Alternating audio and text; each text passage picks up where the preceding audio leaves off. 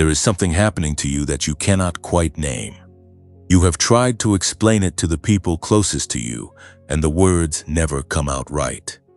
It is not sadness, not exactly. It is not burnout.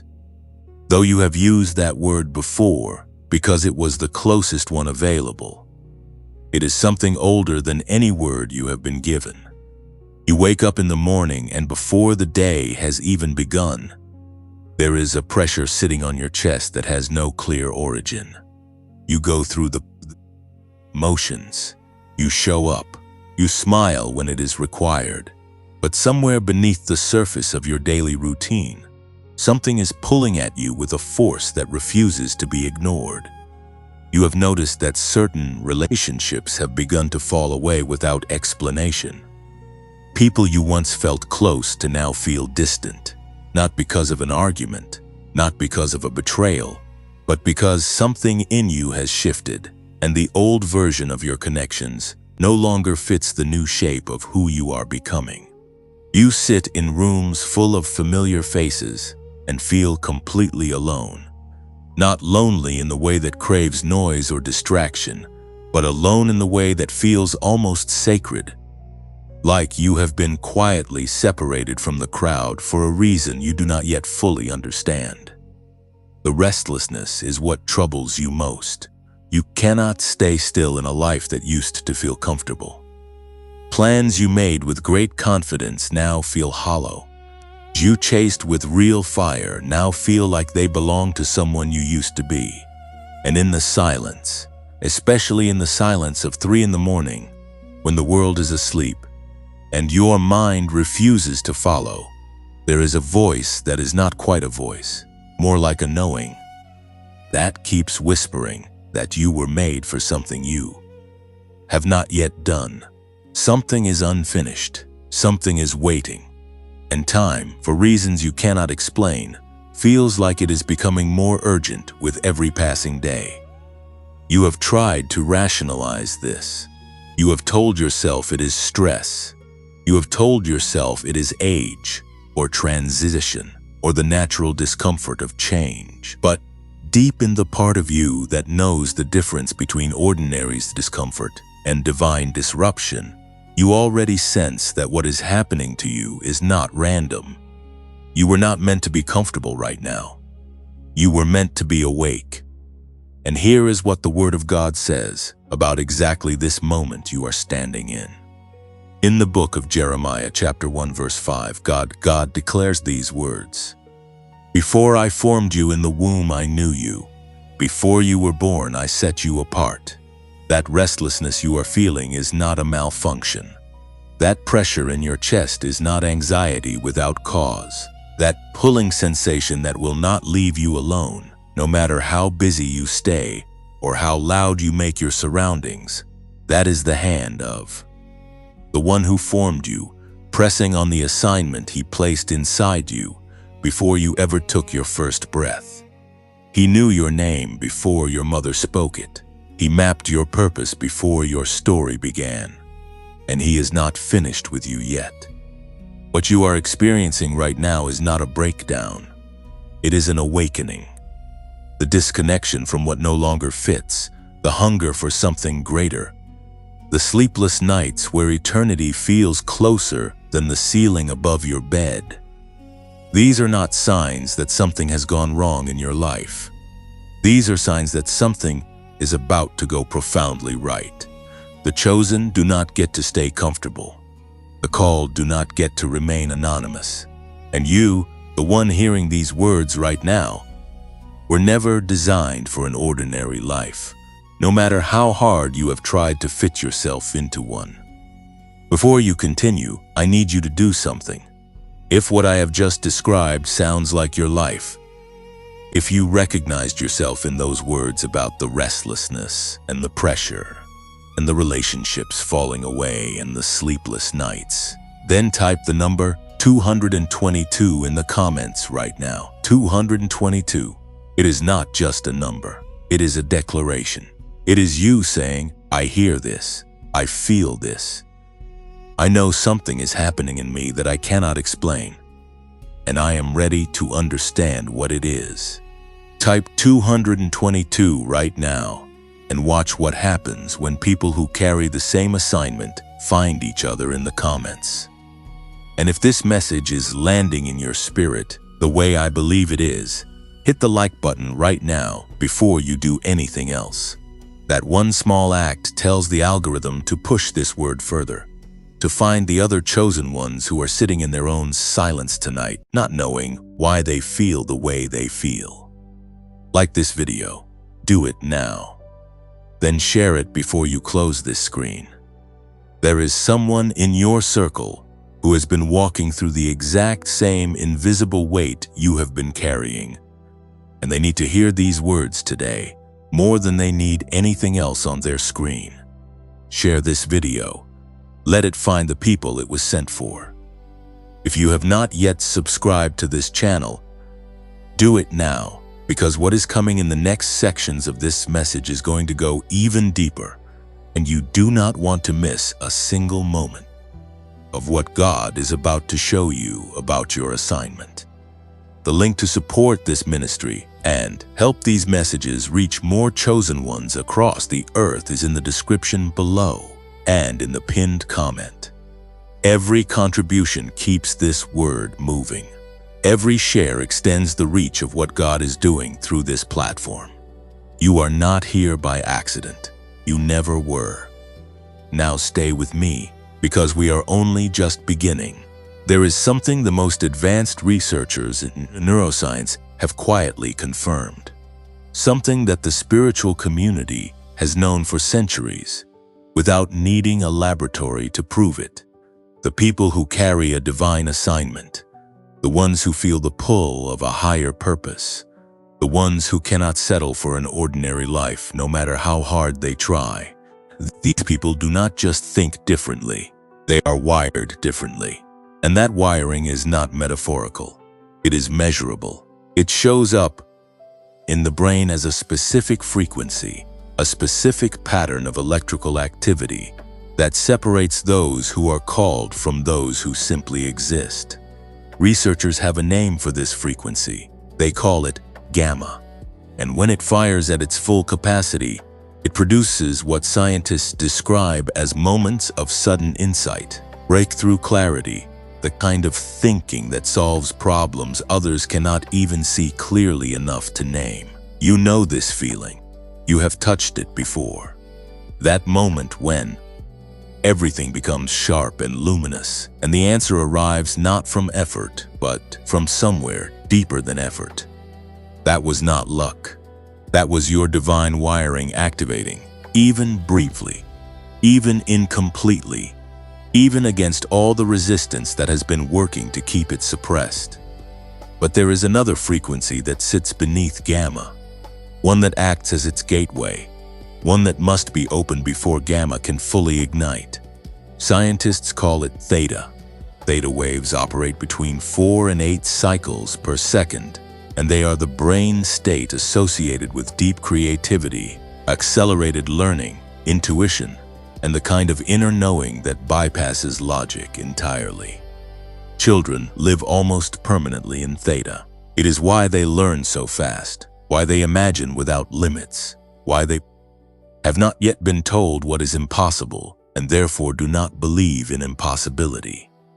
But as you grew older, as the world pressed its demands onto your mind, as stress and responsibility and disappointment layered themselves over your original design, your theta access began to close, not permanently, not irreversibly, but enough to make you feel like something essential had gone quiet inside you.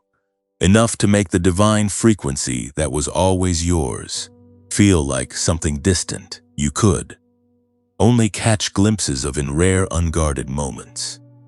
This is where the work of Dr. James Rivers becomes something you need to hear about today. Dr. Rivers is a neuroscientist with over 30 years of dedicated research into human brain performance. His work has drawn on studies connected to some of the most rigorous scientific institutions in the world, including research frameworks developed in association with NASA, where understanding peak human cognitive function is not an academic exercise, but a matter of mission-critical importance.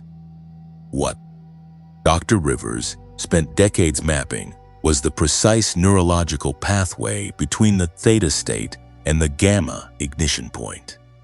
In other words, he spent 30 years answering one question: how do you reliably reopen what life has closed so that the full capacity of the human mind can function the way it was originally designed to function? And what he discovered is something almost shockingly simple. The brain, when exposed to precisely calibrated sound frequencies, will naturally synchronize itself to those frequencies. This is not a theory. It is a documented neurological phenomenon called brain wave entrainment. When you hear a sound engineered at the right frequency, your brain does not resist it. It follows it. It entrains to it the way a tuning fork responds to another tuning fork struck nearby.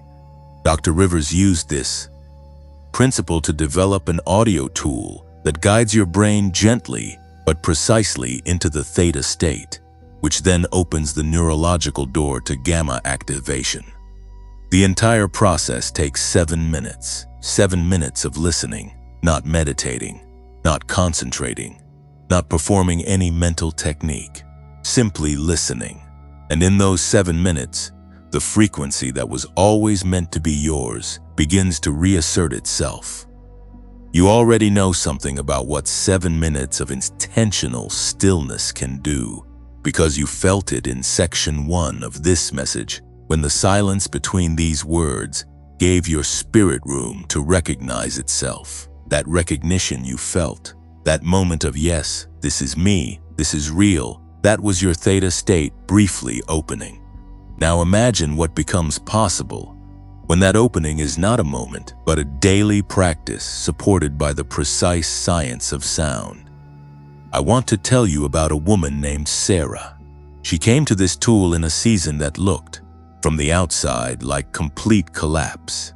She had lost her job, her savings were nearly gone, and she had spent so long pouring herself into everyone else around her that she had forgotten what her own voice sounded like from the inside. She started using the 7-minute audio every morning before her household woke up. Within 3 weeks, she told me that ideas were coming to her with a speed and clarity she had not felt since she was a child. Within 2 months, she had launched a small business from an idea that arrived during one of her morning sessions. She did not describe it as a business decision. She described it as a door opening that she had been standing in front of for years without being able to find the handle. That handle was always there. Her brain simply needed to return to the frequency where she could feel it. And then there is Marcus, a man who had been carrying the weight of an assignment he could not yet name. He was working a job that paid his bills and emptied his soul simultaneously. He started the 7-minute practice, not because he believed it would change his life, but because he was desperate enough to try something he would have dismissed a year earlier. He told me that after the first week he started sleeping differently. Not longer, but deeper. And in that deeper sleep, in those early morning hours when chosen ones tend to receive their clearest instructions, the direction he had been waiting for finally became undeniable. He made a decision within 30 days that redirected the entire trajectory of his life. He said afterward, "I did not find my purpose. It found me because I finally got quiet enough at the right frequency to hear it." Now, I want to speak directly to the thought that may be moving through your mind right now, because I know what it is. You're thinking, $39 is not nothing. And you are right. It is not nothing. Especially if money has been one of the weapons the enemy has been using against your forward movement. I am not going to minimize that reality. I am going to honor it. And then I am going to ask you one question. What has staying in the frequency you are currently in cost you? What has? Another month of suppressed potential. Another season of almost but not quite. Another year of feeling the pull of your assignment, without the mental clarity to step fully into it. What has that cost you in opportunities missed, in relationships strained, in the quiet grief of a life that has not yet become what you know it was meant to be? $39 set against that cost is not an expense. It is an investment in the only instrument through which your entire divine assignment will be delivered, your mind. The Genius Wave audio tool is normally priced at $49. But through the link in the pinned comment below, and only through that link, you can access it today for $39. That is a $10 reduction, and it comes with something even more significant, a 90-day money-back guarantee. Not 30 days, 90 days. 3 full months to listen, to experience the shift, to watch what begins to move in your mind and your life. And if after 90 days you feel nothing has changed, you receive every cent returned to you without question. That is how certain Dr. Rivers is about what this tool does. That is how certain I am that you were led to this message for a reason. But I must warn you plainly, because your breakthrough is too important to be stolen by a counterfeit. There are fake versions of this product circulating on other sites and through other links. Some of them are incomplete. Some of them are corrupted files designed to look like the real thing but engineered to deliver nothing. The only legitimate access point is the link in the pinned comment beneath this video. That is the only source I trust, the only source I can stand behind, and the only source through which your purchase is protected by the 90-day guarantee. Do not let the enemy use a $5 counterfeit to rob you of a life-altering tool. Go to the pinned comment. Use that link and no other. I also need to tell you that this pricing is not permanent. The $39 access point is available for a limited number of people at this specific time. When the allocation closes, the price returns to $49, and the link in the pinned comment will reflect that change. If you are hearing this message in its first hours of release, you are in the window. Do not let the window close while you are still deciding. The chosen do not hesitate when the door is directly in front of them. They walk through. The link is pinned. The guarantee is real. The science is documented. And your assignment is waiting on the other side of a frequency that 7 minutes a day can restore. You need to understand something about the opposition you have been facing, because what has been happening in your life is not coincidence, and it is not bad luck, and it is not the result of your own failure. There is a reason that the very moment you begin to move toward your assignment, something shifts in the atmosphere around you. There is a reason that the morning you wake up with clarity and direction is the same morning the phone rings with a crisis that demands your attention. There is a reason that every time you sit down to work on the thing you know you were called to do, exhaustion arrives like a wave that was waiting just outside the door. You have felt this, you have lived this, and you have probably blamed yourself for it more times than you can count. But the book of Ephesians, chapter 6, verse 12, makes something undeniably clear. It says this: "For our struggle is not against flesh and blood, but against the rulers, against the authorities, against the powers of this dark world, and against the spiritual forces of evil in the heavenly realms." Read that slowly. Let it settle. Your struggle is not against your own weakness. It is not against your circumstances.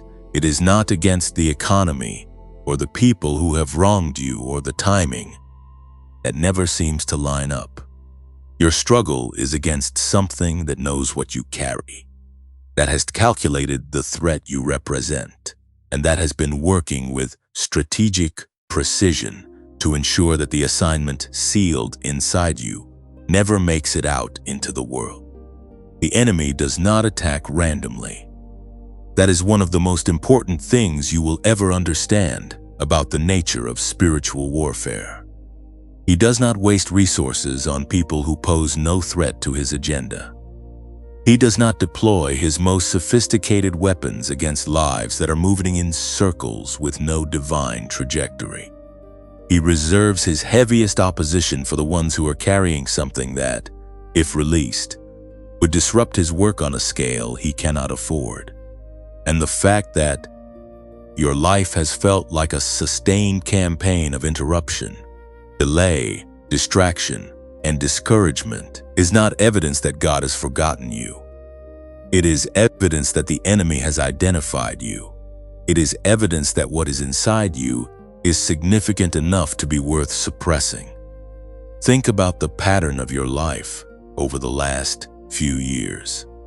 Think about the moments when you were closest to breakthrough, closest to the clarity that would have moved you forward, and think about what arrived to pull you back. It was never a single catastrophic event, was it? It was almost always something smaller, a conversation that drained you, a responsibility that consumed the time you had set aside, a thought that crept in at exactly the wrong moment and convinced you that you were not ready, not qualified, not enough. The enemy is not always loud. His most effective work is almost always quiet. He does not need to destroy you outright. He only needs to delay you long enough that the window closes, the momentum dies, and you eventually convince yourself that the assignment you felt so clearly was just a feeling and not a calling. He has been studying you. That is an uncomfortable truth, but it is a necessary one. He has watched the specific shape of your vulnerabilities with the patience of something that does not experience time the way you do. He knows which fear to whisper when you are almost ready to move. He knows which relationship to strain when you are building the kind of inner momentum that produces real change. He knows the exact flavor of doubt that will land most effectively in your particular mind because he has had years of practice deploying it against you. And he has done all of this not out of hatred for you personally, though that hatred is real, but out of a calculated understanding that you finishing your assignment would cost him something he is not willing to lose. There is a specific tactic he uses against the chosen that is worth naming directly, because once you can name it, you begin to lose your susceptibility to it. It is the tactic of substitution. He cannot always stop you from working. So instead, he works to keep you perpetually busy with the wrong things. He fills your days with activity that feels productive, but produces nothing of eternal consequence. He keeps you serving in capacities that are good, but are not your assignment. He keeps you helping, contributing, showing up, giving in every direction except the specific direction where your irreplaceable contribution was meant to flow. You end the day tired and you have nothing to show for it in the area that matters most. And the slow accumulation of days eventually begins to feel like evidence that you were wrong about what you were called to do. And when substitution does not work completely, he turns to the weapon of comparison. He places in front of you the apparent progress of people around you who seem to be advancing with an ease you cannot access. He shows you the visible results of others and uses those images to suggest that if your calling were real, it would already look different by now. He whispers that the window for your particular assignment has already closed, that you started too late, that the version of you who could have done this was younger and less worn down and more resourced. He takes the specific timeline of your life and uses it as ammunition against your faith in your own future. But here is what he cannot touch, and what he cannot change, and what he has never been able to successfully counterfeit. He cannot replicate the original assignment. He can delay it. He can disguise it. He can surround it with enough noise and confusion that you temporarily lose sight of it. But he cannot replace it with something that carries the same weight, because the weight of your assignment came from the one who placed it there before you were formed. And no counterfeit carries that authority. The calling does not expire. The divine commission does not have a cancellation clause that the enemy can trigger. The question has never been whether the sin is still valid. The question has only ever been whether you will find your way back to the frequency where you can hear it clearly enough to move. This is why the opposition intensifies at specific moments. It intensifies when you are closest to the threshold. It intensifies when something in the spirit realm shifts in your favor and the window that seemed closed begins to open again. You have probably noticed that your most discouraging seasons have often been followed, sometimes immediately, by the most significant breakthroughs of your life. That is not coincidence. That is the pattern of spiritual warfare in reverse, the fiercest. Resistance signals proximity to the breakthrough, not distance from it. When the pressure on your life feels like it is at its highest point, you are almost certainly standing closer to your assignment than you have ever stood before.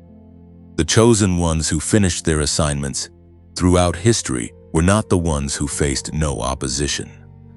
They were the ones who understood opposition as confirmation. Every prophet who delivered a word that changed the course of nations was met with a resistance precisely proportional to the significance of what they carried. Every builder who constructed something that outlasted their own lifetime was surrounded by voices insisting it could not be done. The opposition is not a sign that you are wrong. It is a sign that you are right, that you are close, and that what is waiting on the other side of your faithfulness is exactly as significant as the pressure being applied to stop you from reaching it. So, the next time the exhaustion arrives at the exact moment you were about to begin, I want you to recognize it for what it is. The next time the doubt whispers its most convincing argument, in the hour when your faith is at its most depleted, I want you to name it accurately. The next time life conspires to fill every available moment with everything except the work you were called to finish, I want you to see that hand behind that conspiracy clearly and without flinching. You are not fighting your own inadequacy. You are fighting something that knows your assignment better than you currently do, and that is terrified of what happens when you finally decide to finish it. The enemy has shown you his hand.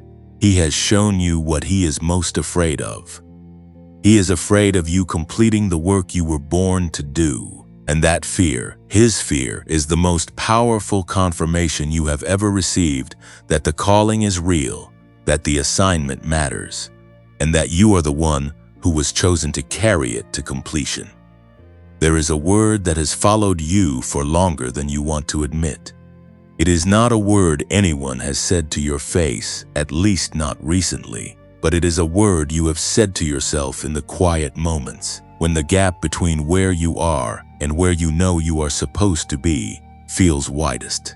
The word is procrastinator, and you have carried it like a verdict, like a character flaw written into your foundation that explains why the assignment is still unfinished, why the idea is still sitting in the back of your mind instead of moving through your hands and into the world, why the version of your life that you can see so clearly in your spirit has not yet materialized in your reality. You have accepted this word as a description of who you are, but I need you to hear this with every part of your being. That word is not a diagnosis. It is a deception.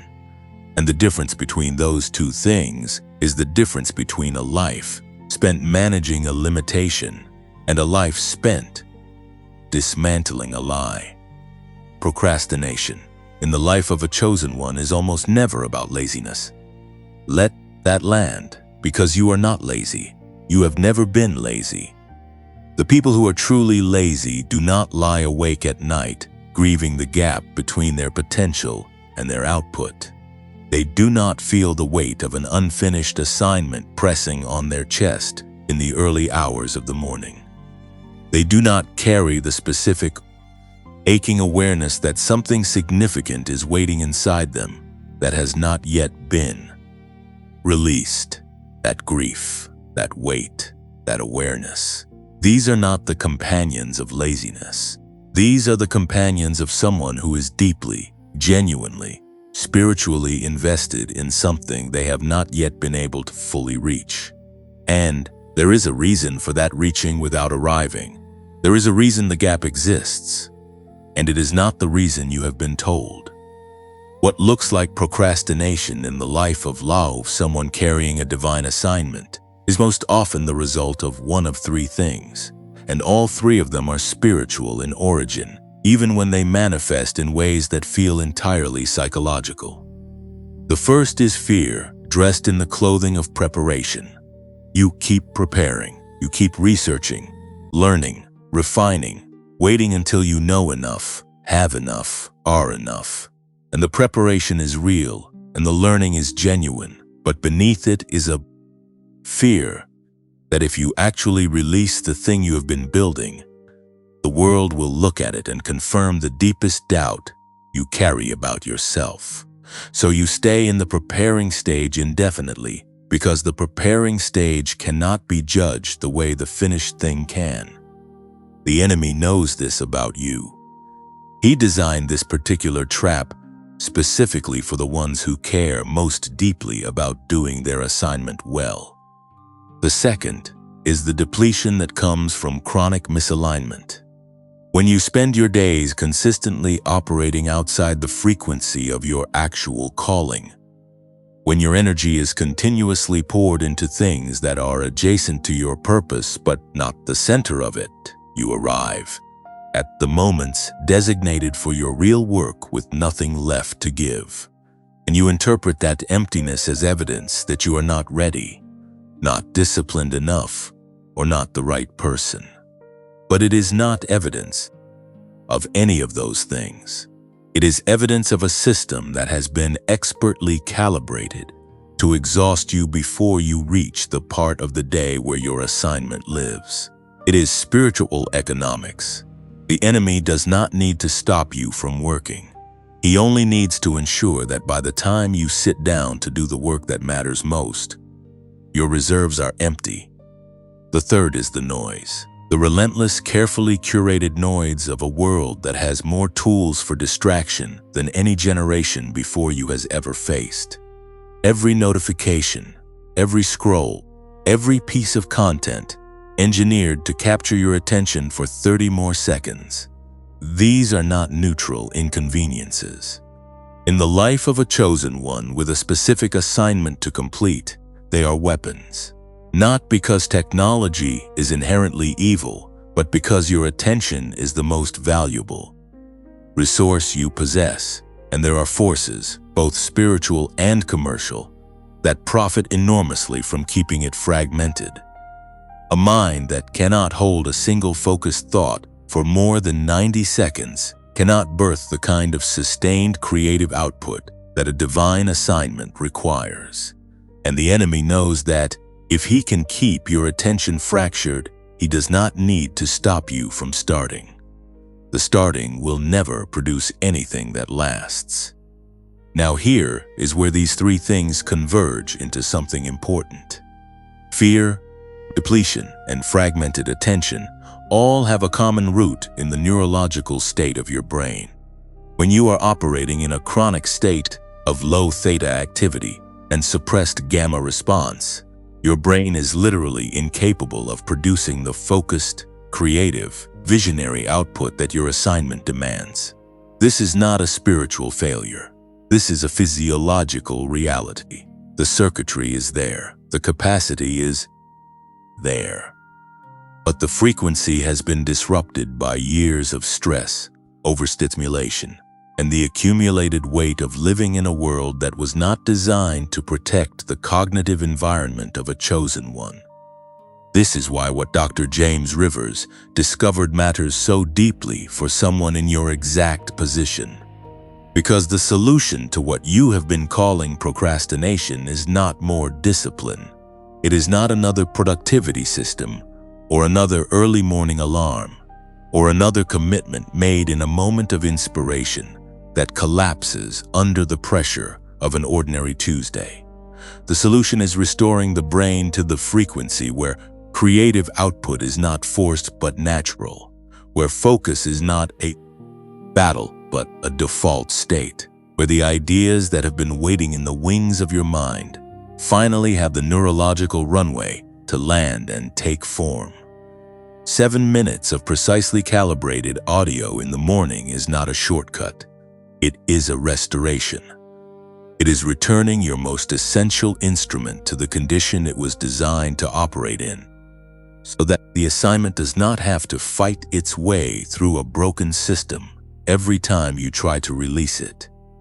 If you have not yet looked at the link in the pinned comment for the Genius Wave audio, I want to gently encourage you to go there today.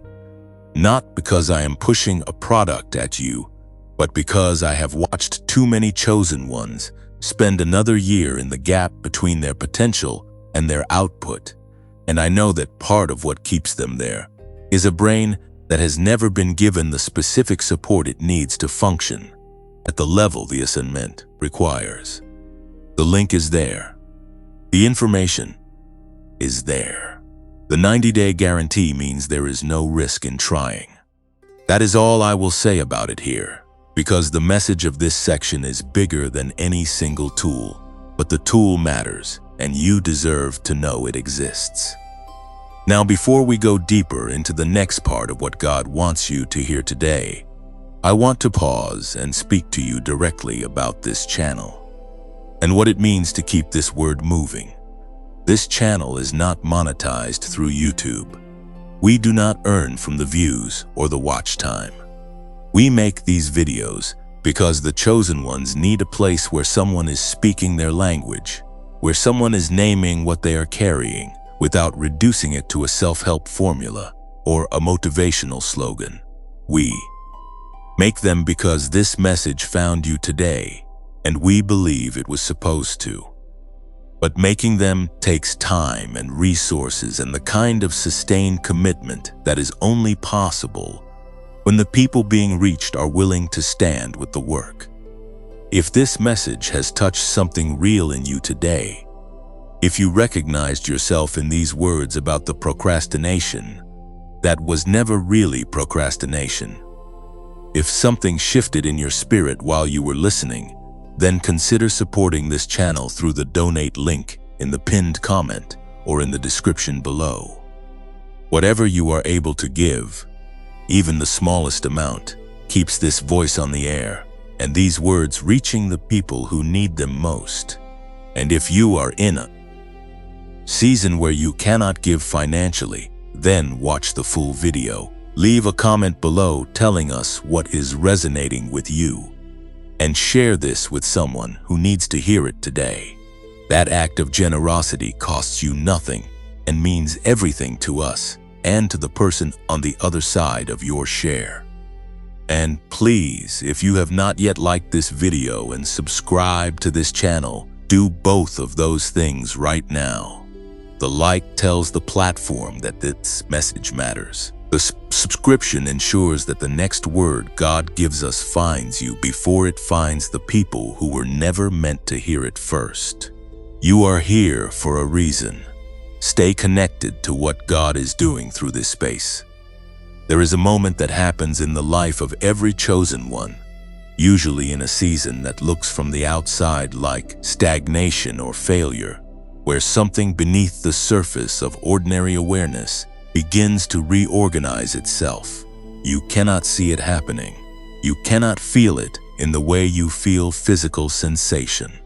But something is shifting in the deep architecture of who you are. Something is being reconfigured at a level so foundational that when it finally surfaces, it will look to everyone around you like sudden transformation. when in reality it was the result of years of invisible preparation that was happening even in the seasons when you felt most stuck, most lost, most certain that nothing was moving. This is the part of your story that the enemy has worked hardest to make you read. Because if he can convince you that the seasons of apparent stillness are seasons of failure, he can keep you in a posture of grief over the very periods that were actually the most productive seasons of your formation. The cocoon does not look like preparation from the outside. It looks like nothing. It looks like a small, dark, motionless thing hanging from a branch, while everything else in the garden continues its visible, measurable progress. But inside that stillness, a transformation is occurring that no external observer could detect. A transformation so complete that what emerges will bear almost no resemblance to what entered. You have been in the cocoon, and what is being formed inside you is not a better version of what you were before. It is something categorically different. Something that was not possible until the season of hiddenness did its complete work in you. Your mind was built for this.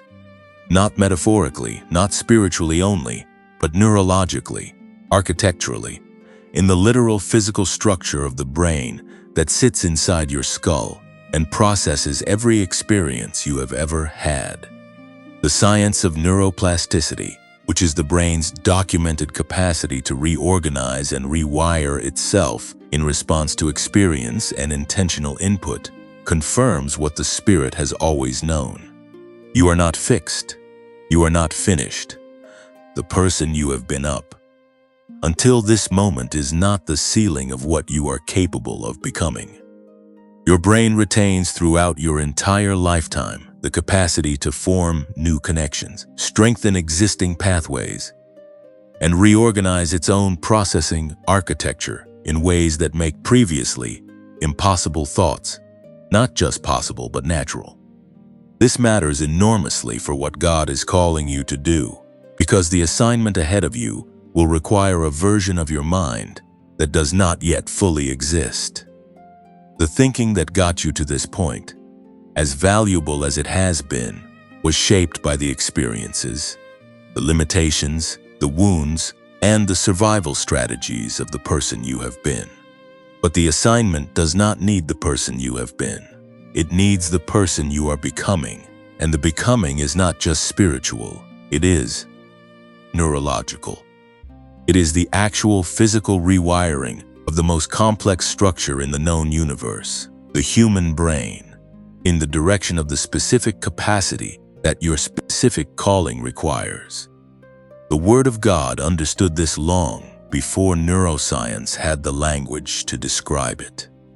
In the book of Romans, chapter 12, verse 2, Paul writes with a precision that should take your breath away, "Do not conform to the pattern of this world, but be transformed by the renewing of your mind." Be transformed, not be improved, not be adjusted or corrected or optimized. Transformed. The Greek word used in that text is metamorpho, the same root from which we get the word metamorphosis. The same word that describes what happens inside the cocoon. Paul is not talking about a slight upgrade to your existing thinking patterns. He is describing a complete restructuring of the mind at its most fundamental level, a restructuring that produces not a slightly better version of who you were, but a categorically new capacity for thought, for perception, for creativity, for the kind of wisdom that does not come from education or experience alone, but from a mind that has been genuinely, deeply, irreversibly transformed. And this transformation is not passive. Paul connects it directly to an active choice about what you allow to shape your mind. Do not conform to the pattern of this world. That word conform in the original language means to be pressed into a mold, to take the shape of the container you are placed in. The world is a mold. It has a pattern. It has a specific frequency, a specific set of assumptions about what is possible, what is real, what a human being is capable of, and what the purpose of a life is. And if you are not actively, intentionally resisting that mold, it will shape you without your permission and without your awareness. Most people do not choose the pattern of this world. They simply stop choosing anything else, and the world's pattern fills the vacuum. For a chosen one, conformity is a particularly dangerous state, because your assignment is inherently non-conforming. What you were called to do does not fit the mold of ordinary human expectation. It does not follow the logic of the system around you. It requires a quality of thought, a depth of insight, a creative capacity, and a willingness to act on divine instruction without visible evidence that simply cannot be produced by a mind that has been pressed into the world's shape. The renewal of your mind is not a luxury for the spiritually advanced. It is a survival requirement for anyone who intends to complete a divine assignment in a world that is structurally opposed to everything that assignment represents. Think about the specific ways the world's pattern has pressed against your thinking over the years. Think about the beliefs you absorbed, not through deliberate choice, but through repeated exposure to a culture that narrows the definition of what is possible. Think about the voice inside your head that sounds so much like your own voice, but speaks the language of limitation, of statistical probability, of what people like you in circumstances like yours can realistically expect to achieve. That voice did not originate with you. It was installed by the pattern, and it has been running in the background of your consciousness, quietly editing your ambitions and moderating your expectations, and rounding down your vision to something the world recognizes as reasonable, ever since you were old enough to understand what the world considers reasonable. The renewing of your mind is the process of uninstalling that voice and replacing it with the original. Not the original as in the naive thinking of a child who has not yet encountered disappointment, but the original as in the mind of the person God designed before the world had a chance to press its mold against you. That original mind knew things. It held a quality of knowing that was not learned but given. It carried an intuitive sense of direction, a creative capacity, an ability to perceive connections and possibilities that the pressed and conformed mind cannot access. The renewal is not about adding something foreign.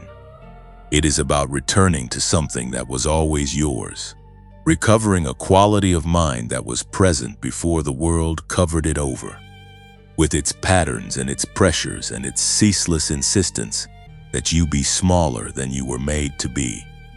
This process of renewal does not happen on the world's timetable. It does not happen according to the schedule your impatience would prefer. It happens in layers, in seasons, in the accumulated weight of daily choices about what you feed your mind and what you refuse to allow entrance. It happens in the moments of stillness that the world fights hardest to eliminate from your life. It happens when you choose, again and again, to return to the frequency of your original design rather than settling for the frequency the world has tuned you to. And with every return, with every intentional act of mental renewal, the new wiring becomes stronger. The old patterns become weaker, and the mind that your assignment requires becomes less a future possibility and more a present reality. The cocoon was never your destination. It was your preparation, and what is being prepared inside you in this very season that has felt most like delay is a mind capable of completing work that the unrenewed version of you could never have carried. The transformation is not coming. In the most important ways, it is already underway. You do not need to manufacture it. You need to stop interrupting it. What you just received in the last section was not information. It was permission. Permission to stop calling your season of transformation a season of failure. Permission to stop measuring your progress by the world's visible metrics and start trusting the invisible work that has been happening in the deepest architecture of who you are. And now that the permission has been given, there is a practical question that deserves an honest answer. Because transformation does not happen in the abstract. It happens in the specific. It happens in the daily, repeated, intentional choices about how you begin your day.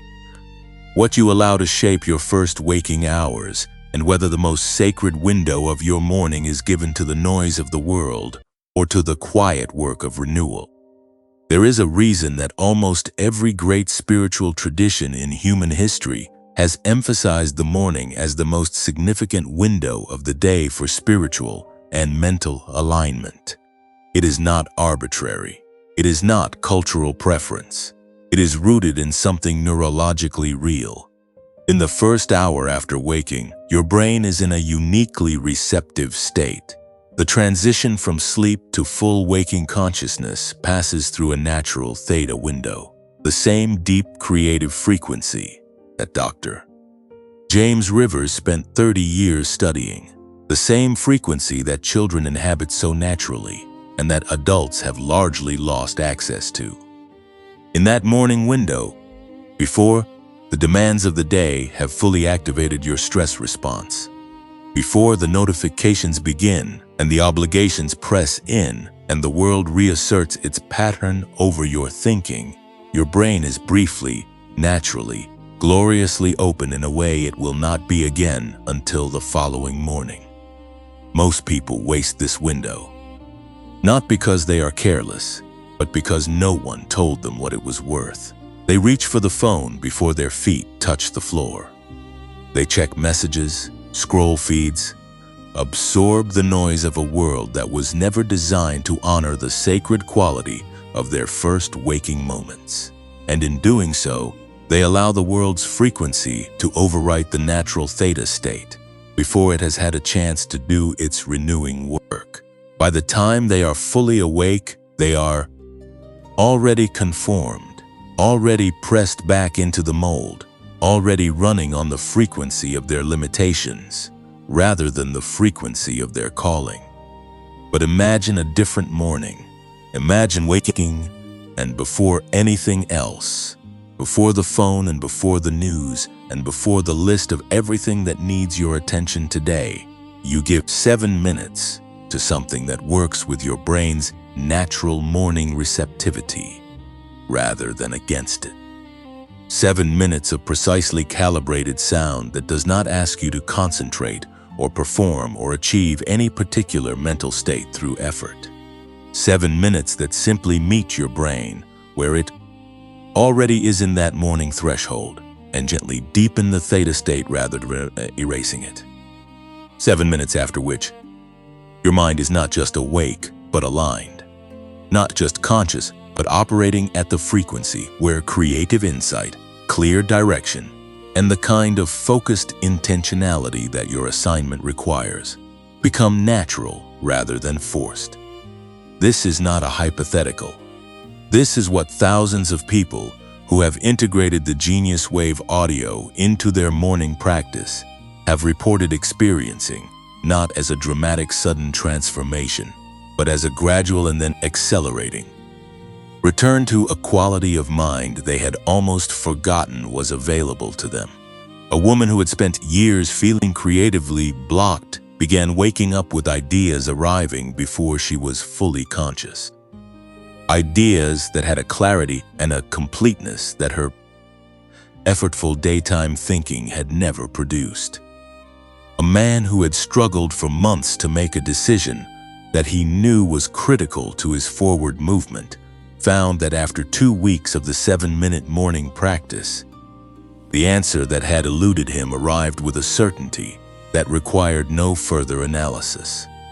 Not because the audio made the decision for him, but because it restored his brain to the state where his own deepest knowing could finally be heard above the noise of his anxiety. The pattern is consistent. And the pattern makes sense when you understand what is actually happening neurologically. When your theta state is active and your gamma frequency is accessible, you are not thinking harder. You are thinking from a deeper place. You are accessing the layer of cognition that sits beneath the reactive, fear-driven, conformity-shaped surface, thinking that the world has trained you to rely on. You are thinking from the part of your mind that was formed before the world pressed its mold against you, the part that still carries the original signal of your assignment, uncorrupted by doubt, undiluted by the accumulated weight of other people's definition of what is possible for a person like you. 7 minutes does not sound like much against the scale of a divine assignment. But consider what consistently happens when a tuning fork is struck near another tuning fork of the same frequency. The second fork does not need to be struck directly. It simply needs to be in proximity to the right vibration, and it begins to resonate on its own. Your mind, given 7 minutes of the right frequency every morning, begins to carry that frequency into the rest of the day. The clarity does not stay locked inside the 7 minutes. It leaks forward into your hours. The creative receptivity does not evaporate when you remove the headphones. It establishes a baseline that colors your thinking, your problem solving, your capacity to hear the quiet instructions that your assignment requires you to follow throughout the entire day that follows. This is the practical mechanism behind what the spiritual tradition has always called morning consecration. When the psalmists wrote about seeking God in the early morning hours, when the contemplatives built entire rhythms of life around the first light of dawn as a sacred threshold, they were not simply following a religious convention. They were honoring something they had discovered through direct experience, that the morning mind, properly tended, carries a quality of receptivity that transforms not just the hour of prayer, but the entire day that follows it. The science and the spirit are describing the same reality from different angles, and you have access to both.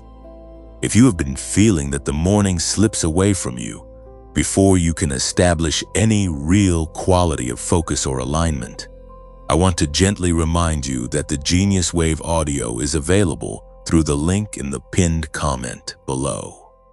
$39, protected by a 90-day money-back guarantee and accessible immediately after your purchase, so that tomorrow morning can be different from this morning.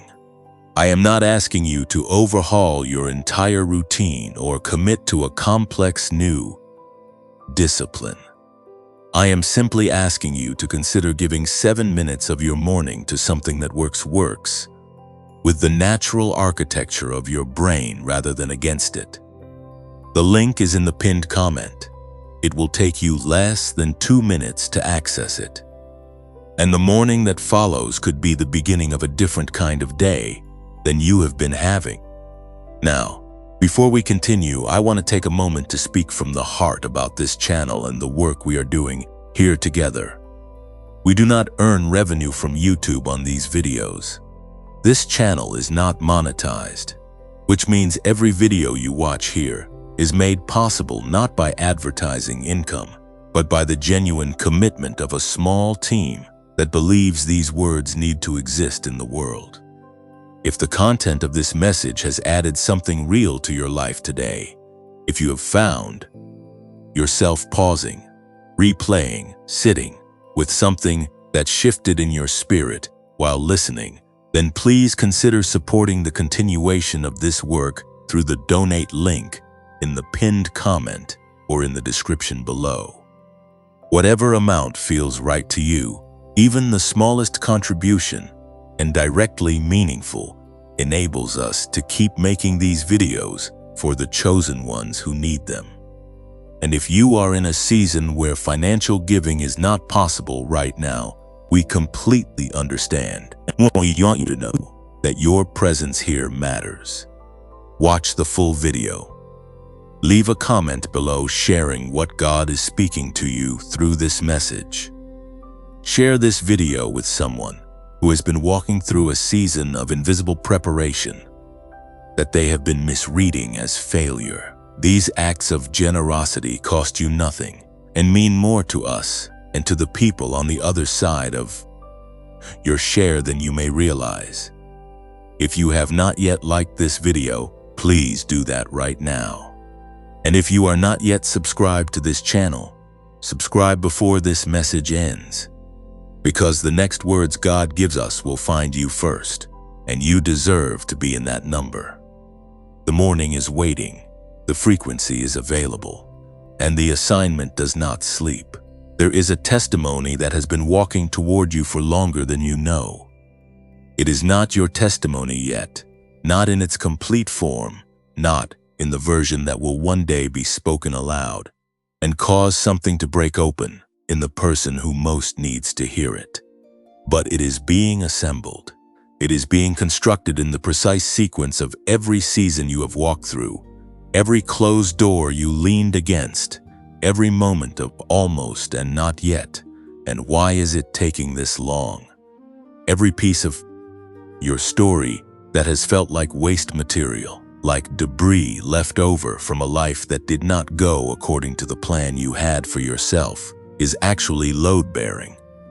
It is structural. It is holding up something in the architecture of what God is building that nothing else in the universe could replace, because nothing else carries the exact weight, the exact shape, the exact texture of what you have lived. You have heard the word testimony used so many times in spiritual spaces that it may have lost some of its weight for you. It may have become a container word, a word that holds a general meaning without pressing into the specific gravity of what it actually describes. But the word in its original sense means witness. It means evidence. It means the thing you carry in your body and your memory, and the particular quality of knowing that only comes through direct experience. The thing that stands in a room and says, "This is real. I know it is real, because I was there and I did not escape it and I came through it. And here is what the coming through looked like." That is not a story.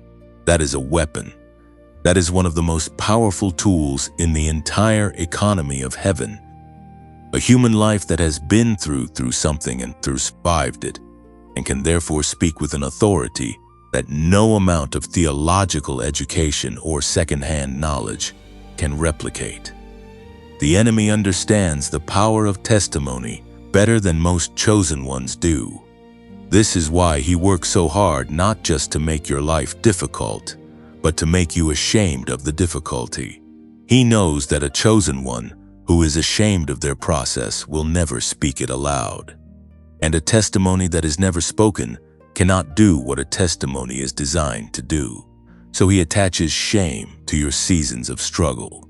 He attaches embarrassment to the chapters of your story that do not look like victory from the outside. He convinces you that the parts of your life that were messy or broken or humiliating are the parts you should hide, when in reality they are precise parts that carry the most transformative power for the person who is living inside a similar chapter right now and desperately needs to know that someone else has been there and that the story did not end there.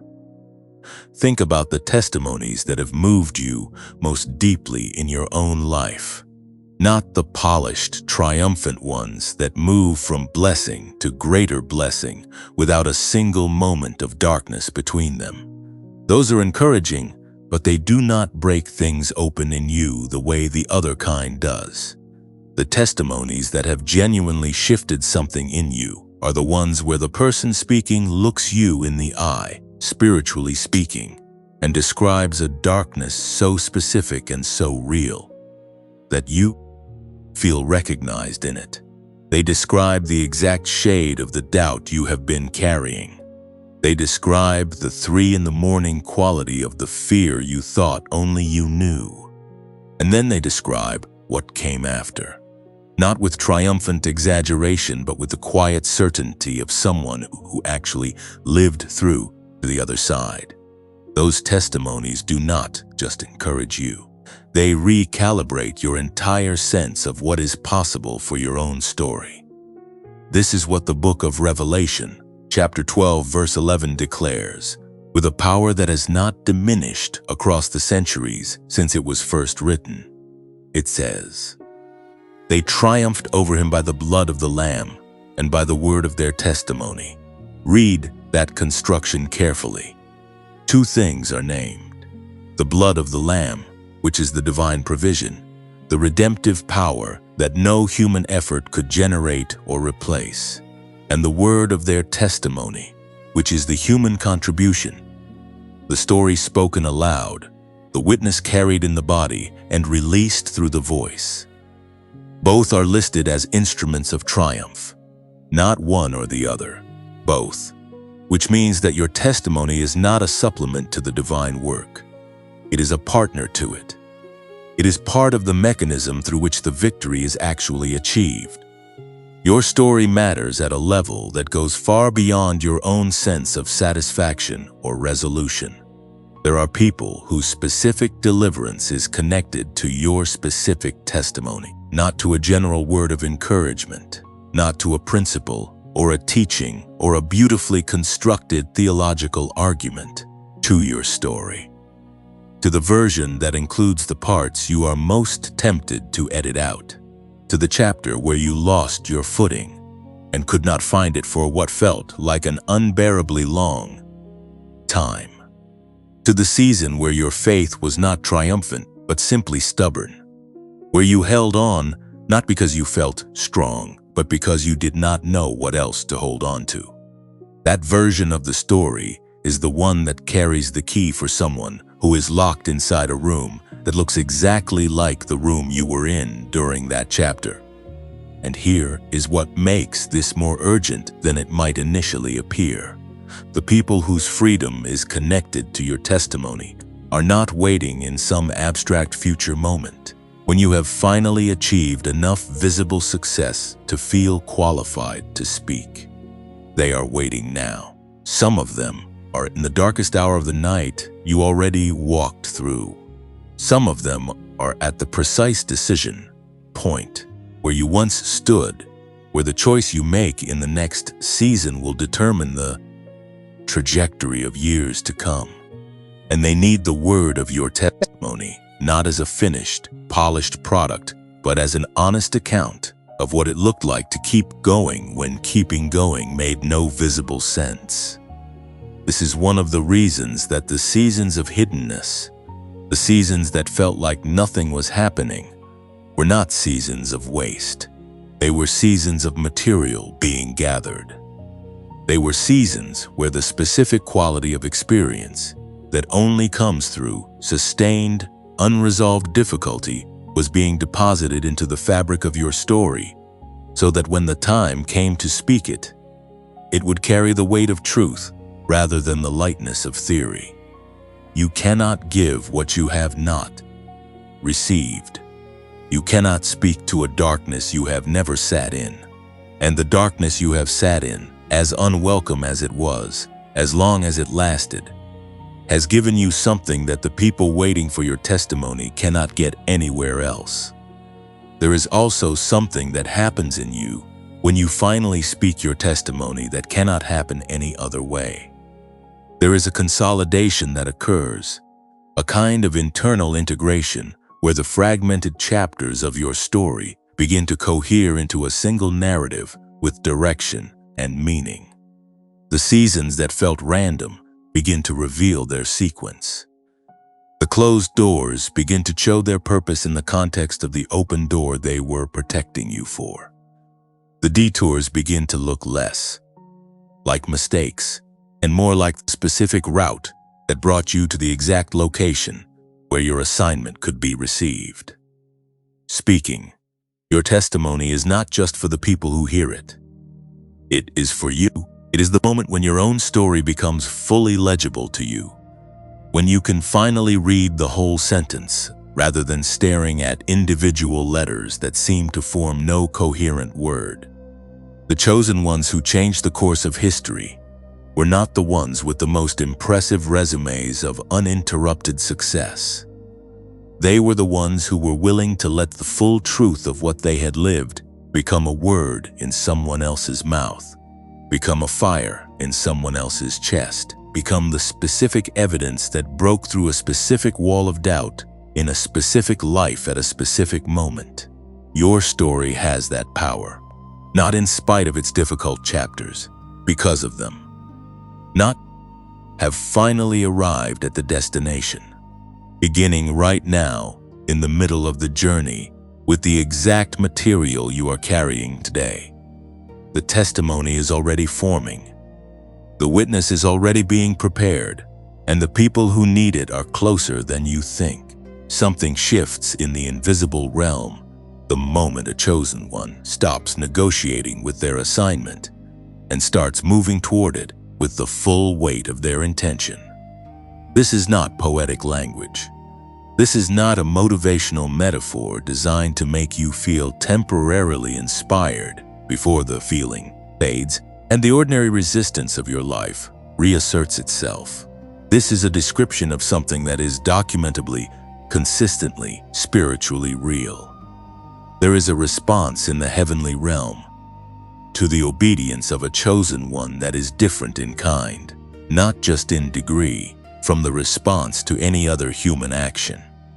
When you stop waiting for perfect conditions and begin moving with what you have, when you stop asking for confirmation of what you already know and start acting on the knowing, something is triggered in the spirit that rearranges the material circumstances of your life in ways that no amount of human strategy or effort could produce. The book of Isaiah, chapter 43, verse 19, carries a promise so specific and so directional that it deserves to be received not as a general encouragement, but as a personal instruction. See, I am doing a new thing. Now it springs up, do you not perceive it? I am making a way in the wilderness and streams in the wasteland. Notice the tense, not I will do, I am doing. Present tense, active tense. The new thing is not waiting for you to become worthy of it or ready for it, sufficiently healed from the last season before it can begin. It is already in motion. The way is already being made in the wilderness you are currently standing in. The stream is already moving through the wasteland that your circumstances currently resemble. The only question being asked of you in this verse is whether you perceive it, whether your spiritual senses are open enough, your faith positioned correctly enough to recognize a divine movement that does not yet look like what you expected a divine movement to look like. This is the nature of the supernatural response to obedience. It rarely looks the way you imagined it would look when you were picturing what breakthrough would feel like from the outside. It does not always arrive as a sudden dramatic reversal of visible circumstances. Often it arrives first as a shift in your perception, a subtle but unmistakable change in the way you see your situation, a quality of clarity that was not there yesterday, a sense of direction that cuts through the confusion, like light through a room that has been dark for too long. And that perceptual shift is not a consolation prize while you wait for the real breakthrough. It is the beginning of the real breakthrough, because the circumstances of your life always follow the internal shift, not the other way around. The way is made in the wilderness, first in the spirit, and then in the material. And the chosen one who understands this does not wait for the visible evidence before they begin to move. They move on, the internal signal, and the visible evidence assembles itself in their wake. Think about what happens neurologically in the moment of genuine commitment. When a human being makes a real decision, not a provisional one with hidden exit clauses, not a decision that is actually a prolonged intention dressed in the language of commitment, but a genuine, irreversible choice to move in a specific direction, the brain does something remarkable. It begins to filter reality differently. The reticular activating system, which is the brain's relevant sorting mechanism, recalibrates itself around the new commitment and begins to surface from the constant flood of incoming information the specific opportunities, connections, ideas, and resources that are relevant to the direction you have chosen. Things that were always there but invisible to you because your attention was not organized around them suddenly become visible. People who could be significant to your assignment appear in your awareness. Doors that were always present but unnoticed begin to look like doors rather than walls. This is not magic. It is the natural consequence of genuine decision operating through the architecture of a mind that was built to support purposeful movement. But here is what makes it spiritually significant. The opportunities that surface after a genuine commitment are not random. The connections that appear are not coincidental.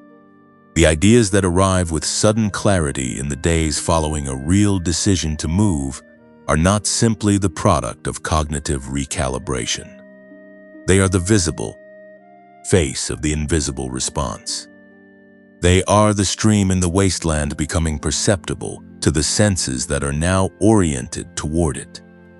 The science and the spirit are describing the same phenomenon from their respective angles, and both are pointing to the same conclusion, that the act of genuine commitment triggers a response both in your brain and in the heavenly realm that makes available what was previously inaccessible.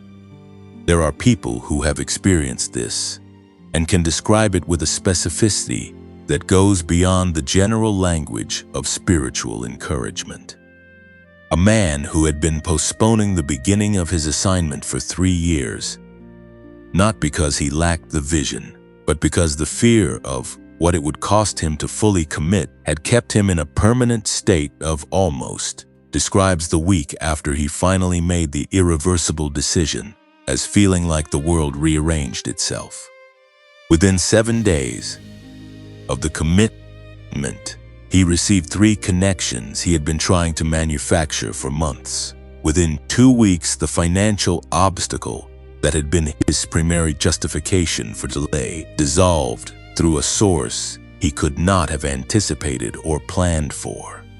He did not say these things happened because of him.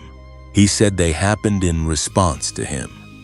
In response to the moment when he stopped keeping one foot on safe ground and put both feet on the path. A woman who had been carrying the seed of a creative calling for years, watering it privately while showing the world a life organized around everything except that calling, describes the period following her decision to finally give the calling its rightful place as a season in which ideas arrived faster than she could capture them. She had spent years feeling creatively dry, creatively blocked, convinced that whatever gift she had been given had atrophied from disuse. But in the weeks following her commitment, the flow that she had given up hoping for returned with a force that felt less like her own creativity and more like something moving through her. Something that had been waiting at the threshold of her obedience and rushed in the moment the door was genuinely opened. This is the pattern. It is not universal in its timing or its specific expression because God does not work on a single template and the needs of each assignment are particular to the life carrying it. But the directional truth is consistent across every story of genuine obedience.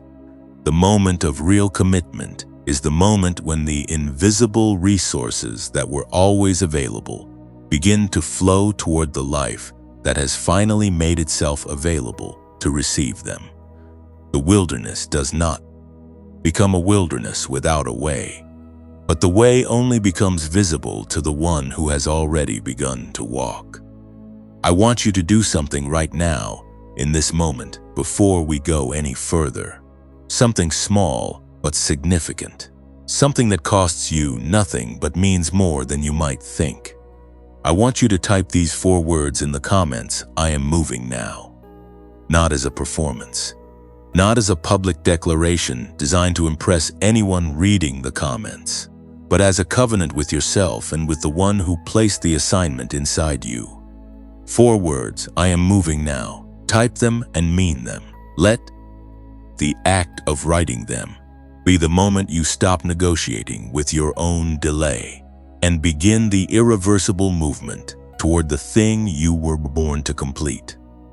There are other chosen ones in the comments who are in the same threshold moment you are standing in right now, and your 4 words may be the exact confirmation they needed to type their own 4 words and take their own first step. The response to your obedience is already prepared. The stream in your specific wilderness is already moving. The new thing that Isaiah described is already springing up in the territory of your calling. You do not need to manufacture the breakthrough. You do not need to force the door open. You simply need to move. You need to stop standing at the threshold, analyzing the conditions on the other side, and take the step that puts you through it. The step does not need to be large. It needs to be real. It needs to be irreversible. It needs to be the kind of movement that tells the spirit realm that the chosen one has decided, that the negotiation is over, that the assignment is no longer a future intention but a present commitment. That kind of movement, however small it looks from the outside, is never small in the economy of heaven. It is the signal that changes everything.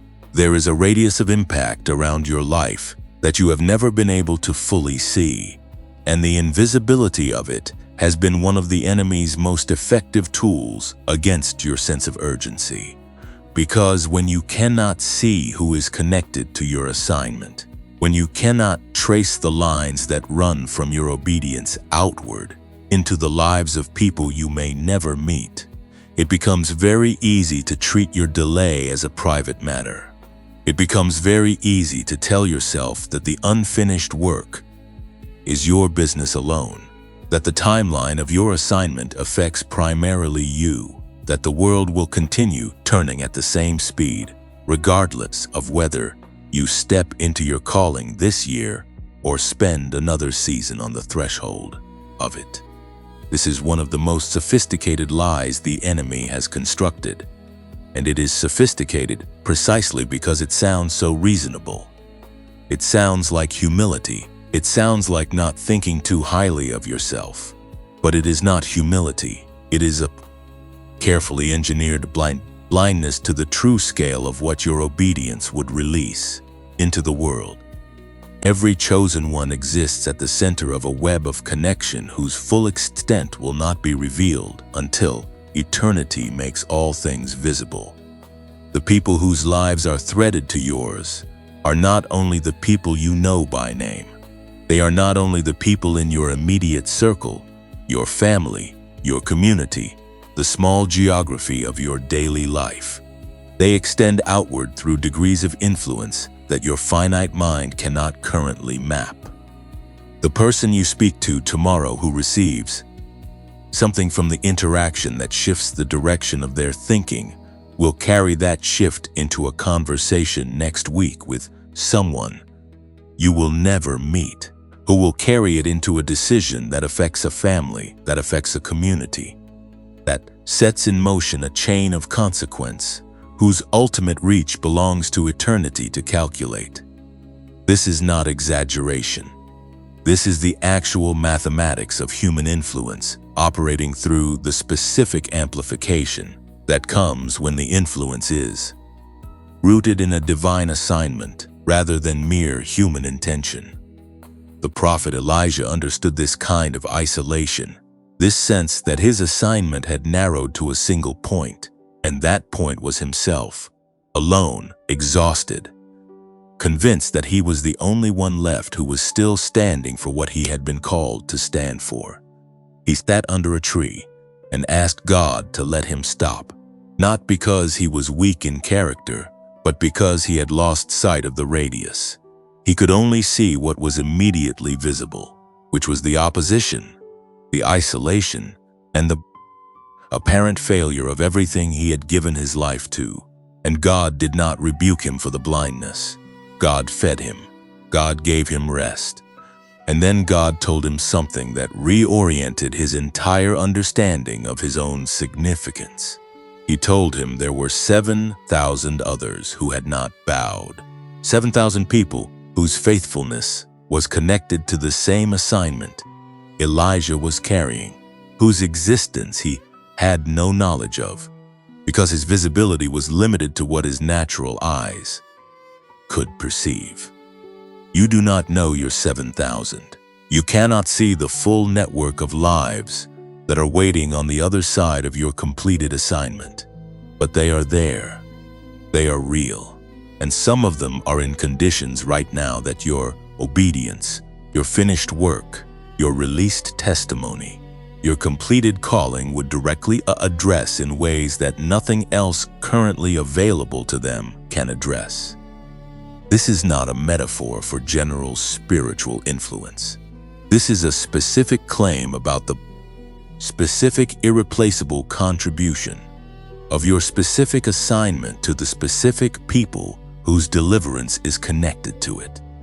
The book of Esther carries one of the most piercing statements in all of Scripture about the relationship between a chosen one and the people connected to their assignment.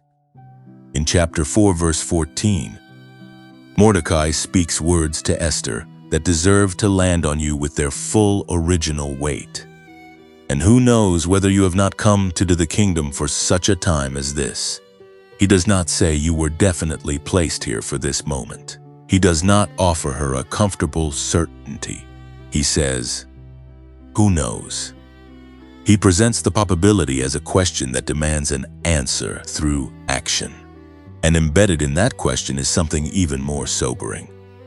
He tells her that if she remains silent, relief and deliverance will arise from another place, but that she and her family will perish. The assignment does not disappear when the chosen one refuses it, but the chosen one loses something irreplaceable when they step back from what they were placed in the kingdom to do. You were placed in this specific moment in history with deliberate precision, not in another era, not in a more convenient season, not after the opposition has lessened or the conditions have become more favorable or the version of you that feels more prepared has finally arrived now. This season, with the exact resources and limitations and history and wounds and gifts that you are currently carrying, the placement is not accidental and it is not arbitrary. It is the result of a divine calculation that accounted for everything you are and everything you have been through and concluded that you, in this moment, are the right person for the assignment that is waiting. And the people connected to your assignment are also placed in this moment. They are living their lives right now in the specific deficit that your contribution would fill. Some of them are searching for what you carry without knowing that is what they are searching for. They are using other words for the hunger. They are trying to satisfy it with substitutes that almost work, but never quite reach the place where the real need lives. And the real need lives in the territory that your assignment covers. The territory that only you can cover in the way that it needs to be covered. Because only you carry the specific combination of experience and gifting and perspective and authority that your particular assignment requires.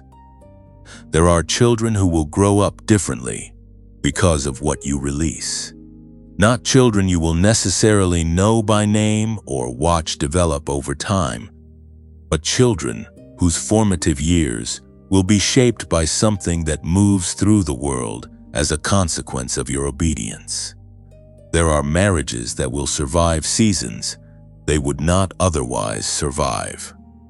There are people standing at decision points that look identical to decision points you have already navigated, who need the specific wisdom that only comes from someone who has been exactly where they are standing and found the way forward. There are communities that are currently organized around a false center, around something that looks like the real thing, but does not carry the transformative power of the real thing, who are waiting without knowing they are waiting for the word that your assignment carries. This is not grandiosity. This is the actual economy of divine assignment. God does not call people to things that do not matter.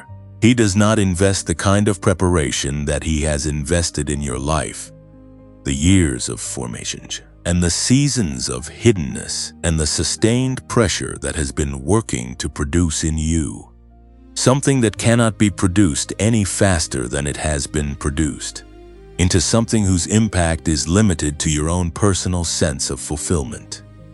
The preparation is proportional to the assignment, and the assignment is proportional to the need, and the need is real, and it is present, and it is waiting with a patience that should not be mistaken for the absence of urgency. The weight you have been carrying is not only the weight of your own unfulfilled potential, it is the weight of the people on the other side, of your obedience pressing against the membrane that your hesitation has kept them and what they need. Every day that the assignment remains unfinished is another day that the specific thing only you can provide remains unavailable to the people who need it. And those people are not abstractions. They are as real as the weight you feel on your chest in the early morning hours when the knowing presses against your sleep and will not let you fully rest. Your obedience is not about you. It never was. It was always about the radius. It was always about the 7,000 you cannot see, but who are connected to your faithfulness in ways that eternity alone will fully reveal. Your finished work is not a personal achievement. It is a public act of service to every life that has been waiting, knowingly or unknowingly, for what only your completed assignment can bring into the world. The people are waiting. The radius is real, and the time is not later. The time is the one you are standing in right now. You have traveled a long way in this message, not just through the sections of this script, but through something deeper, something that has been happening in the invisible architecture of who you are while these words have been moving through you. You came into this message carrying something you may not have had the language for, a restlessness, a pressure, a sense of unfinished business that sits in the chest like a stone that will not dissolve, no matter how many other things you pile on top of it.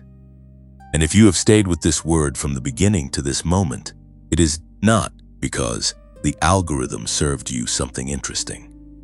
It is because something in you recognized something in this message, and that recognition is itself a form of confirmation that everything spoken here was meant for you specifically, in this season, at this precise moment in the unfolding of your assignment.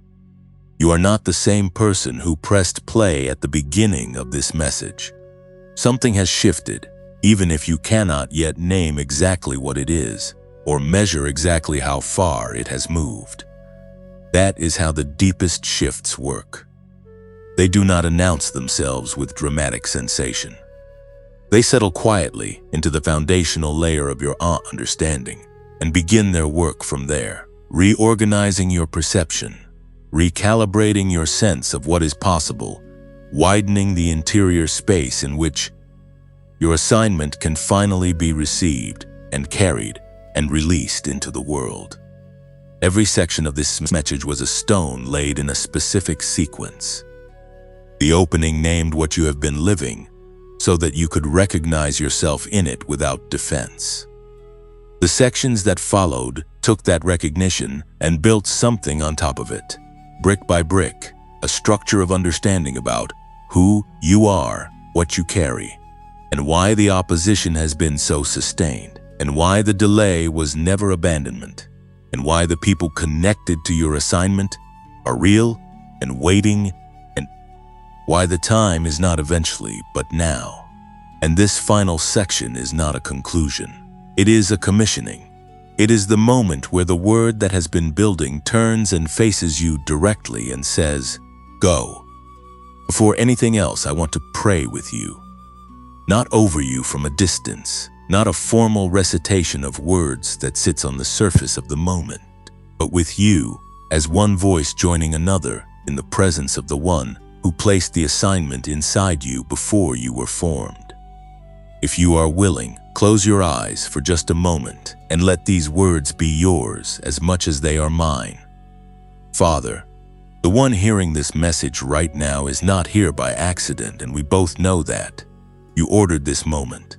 You arranged this intersection of this word and this life with the same precision you used when you formed the assignment and placed it inside this person before the foundation of the world.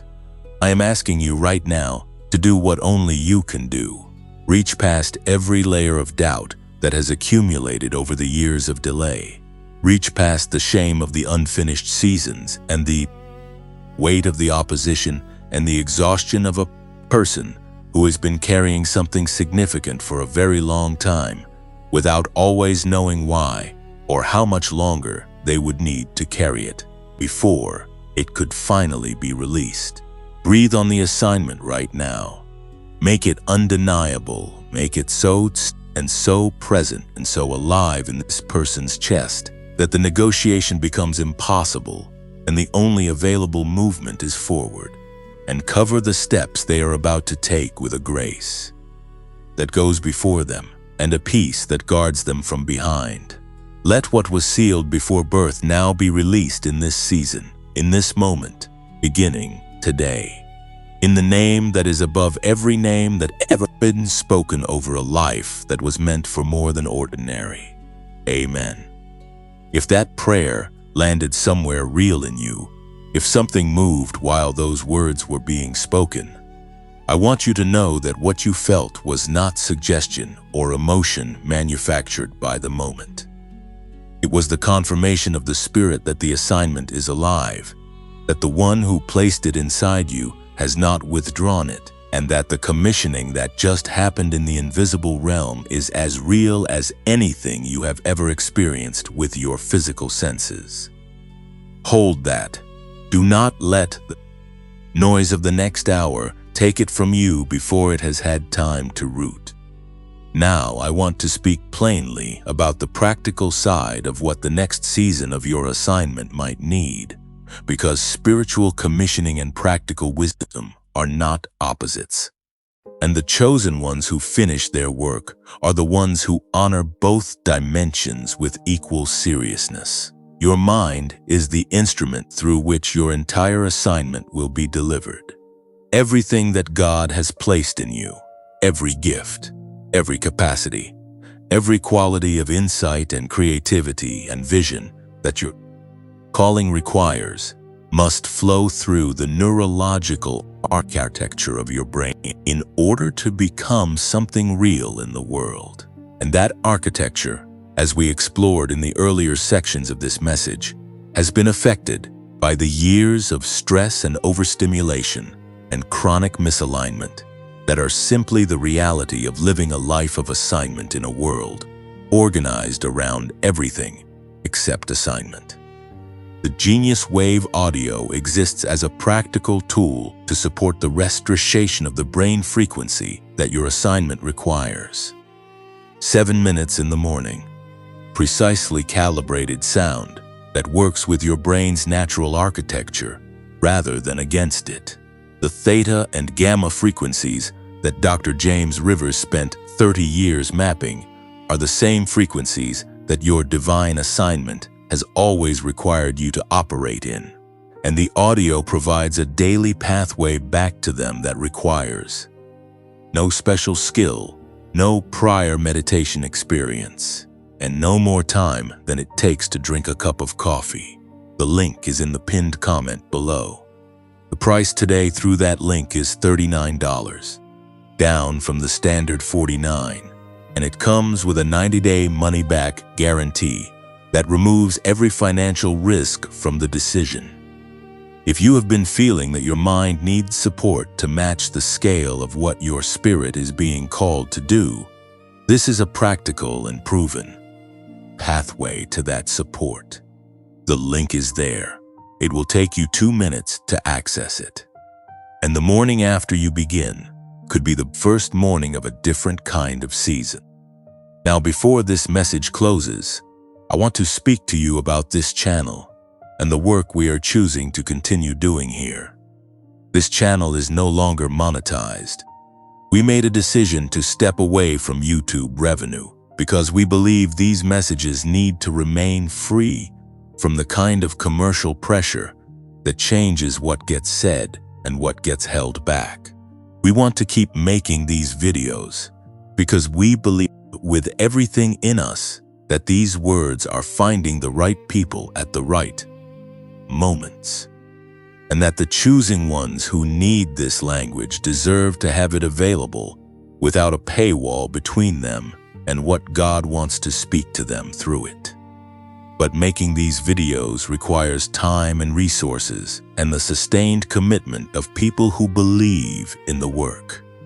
If this message has added something real to your life today, if the prayer we shared together landed somewhere true, if you are walking away from this video with a clearer sense of your assignment and a renewed readiness to finish what heaven started in you, then please consider supporting this channel through the donate link in the pinned comment or in the description below.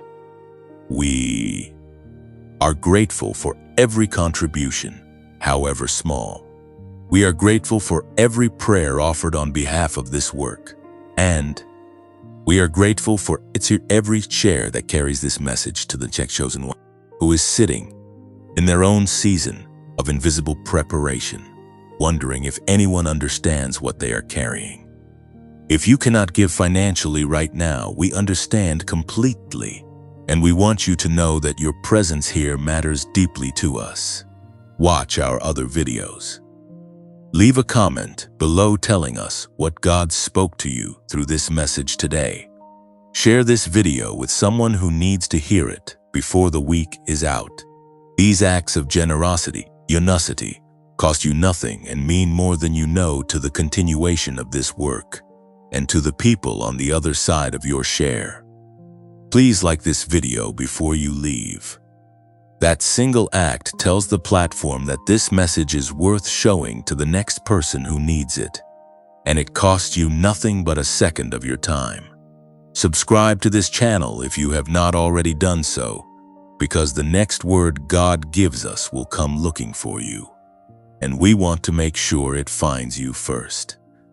Click the notification bell so that when the next message arrives, you are among the first to receive it. You came into this message carrying something unnamed. You are leaving it with a name for it, a confirmation that it is real, a clearer understanding of why the opposition has been what it has been, and a renewed commissioning to finish the work that was sealed inside you before you were born. The assignment has not expired. The calling has not been transferred. The people connected to your obedience are still waiting.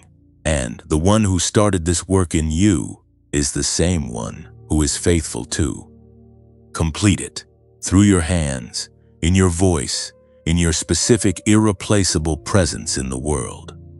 This is not the end of the message. This is the beginning of the movement. Go finish what was started in you.